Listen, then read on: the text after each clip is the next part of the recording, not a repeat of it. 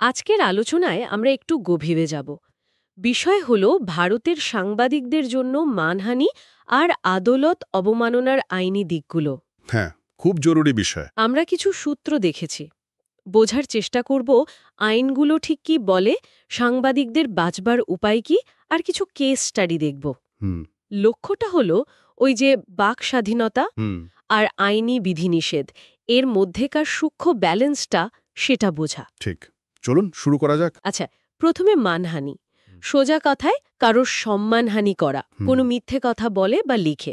একদম। ভারতে কিন্তু এটা দেওয়ানি অপরাধও হতে পারে, আবার ফৌজদারিও। হ্যাঁ, এই দুটো দিকই আছে। আর ফৌজদারি হলে আইপিসির 499 ধারা আর 500 ধারায় শাস্তির কথাও বলা আছে।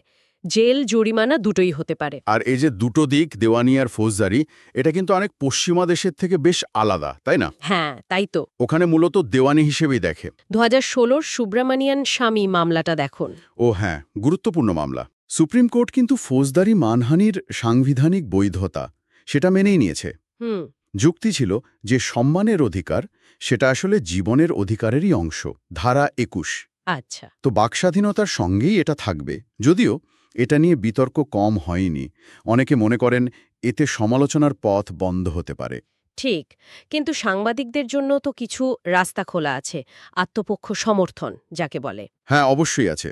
যেমন ধরুন, যদি প্রমাণ করা যায় যে খবরটা সত্যি আর জনস্বার্থে সেটা প্রকাশ করা হয়েছে। ও আচ্ছা।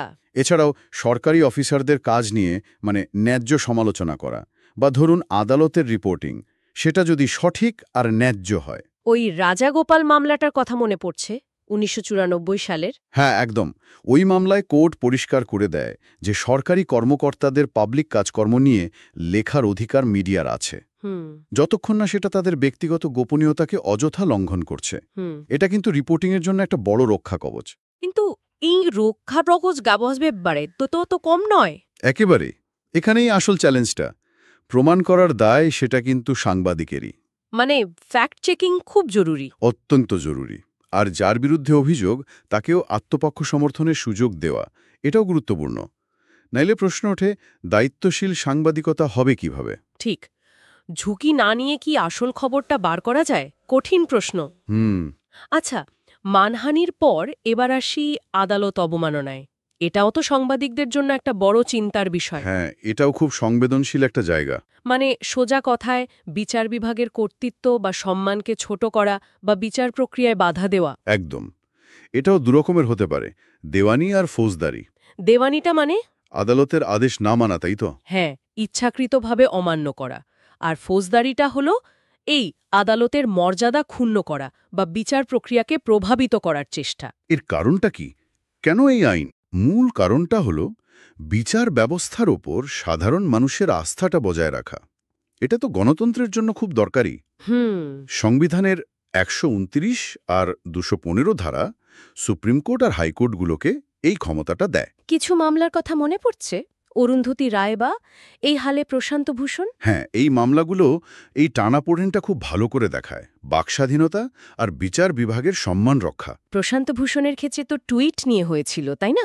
হ্যাঁ, ওনার কিছু টুইটকে আদালত অবমাননাকর মনে করেছিল। শতপ্রণোদিত হয়েই মামলা হয়।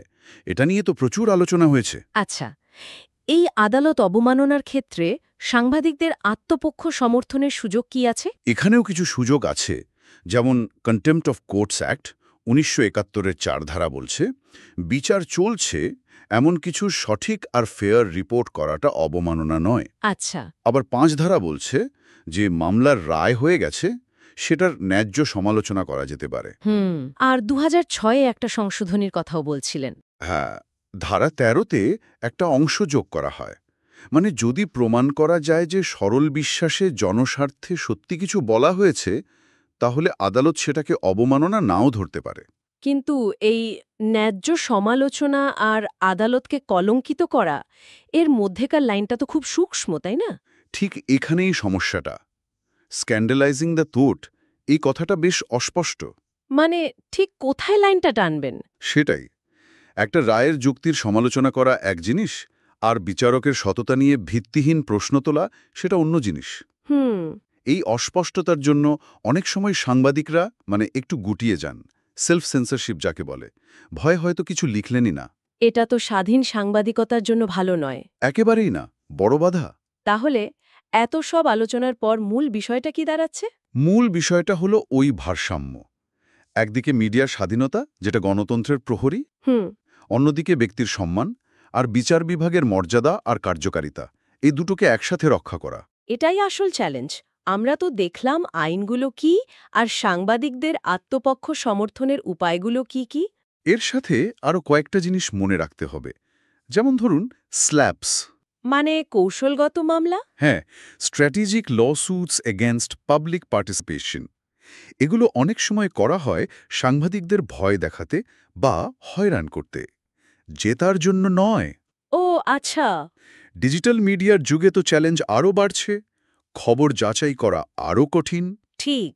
আবার মানহানিকে পুরোপুরি দেওয়ানি করার দাবিও উঠছে, ফৌজদারি তকমাটা তুলে দেওয়ার।